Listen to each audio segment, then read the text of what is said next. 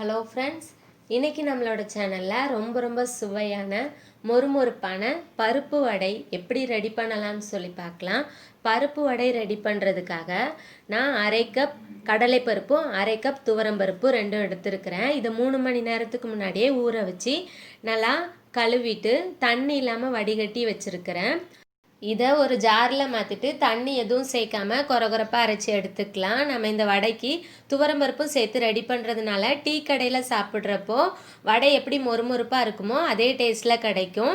இதை ஒரு பவுலில் மாற்றிடலாம். உங்களுக்கு துவரம்பருப்பு வேண்டான்னு நினச்சிங்க அப்படின்னா 1 கப் கடலைப்பருப்பாகவே எடுத்து ரெடி பண்ணிக்கலாம். இதோட பாதி வெங்காயத்தை குட்டி குட்டியாக நறுக்கி சேர்த்துருக்கிறேன். தேவைக்கு ஏற்ற மாதிரி உப்பு, ஒரு பச்சை மிளகாயை சின்னதாக நறுக்கி சேர்த்துக்கலாம். அப்புறம் இதோட சின்னதாக நறுக்கின கருவேப்பிலை, கொத்தமல்லி இலை சேர்த்துக்கலாம். சேர்த்துட்டு தண்ணி எதுவும் சேர்க்காம கைட்டு இந்த மாதிரி நல்லா பிசைஞ்சு விட்டுக்கலாம். இதோட நீங்கள் சோம்பு இல்லைனா சீரகம் சேர்த்தும் ரெடி பண்ணலாம். 2 மிளகு தட்டி போடணுன்னாலும் தட்டி போட்டுக்கோங்க, வடை இன்னுமே நல்லாயிருக்கும். நான் இது மட்டும் தான் சேர்த்துருக்குறேன், வேறு எதுவும் எக்ஸ்ட்ரா சேர்க்கலை. சேர்த்துட்டு இது இந்த மாதிரி குட்டி குட்டி உருண்டையாக பிடிச்சி நம்ம உள்ளங்கையில் வச்சு இந்த மாதிரி அழுத்தி விட்டோம் அப்படின்னா வடை ஷேப்க்கு கிடச்சிடும்.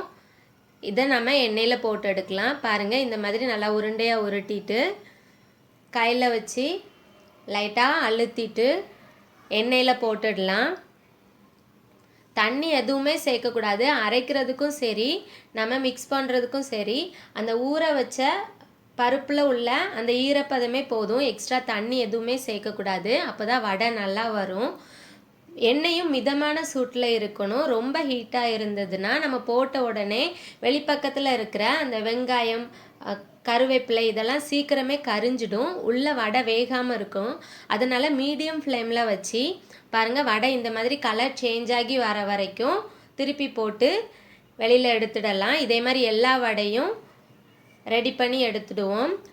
அவ்வளோதான் ஃப்ரெண்ட்ஸ், நம்மளோட சுவையான மொறுமொறுப்பான டீ கடையில் கிடைக்கிற வடைய மாதிரியே அதே டேஸ்ட்டில் பருப்பு வடை ரெடி ஆகிடுச்சு. இதே மெத்தடில் நீங்கள் வீட்டில் பருப்பு வடை ட்ரை பண்ணி பார்த்துட்டு உங்களோட கருத்துக்களை எங்களோட ஷேர் பண்ணிக்கோங்க.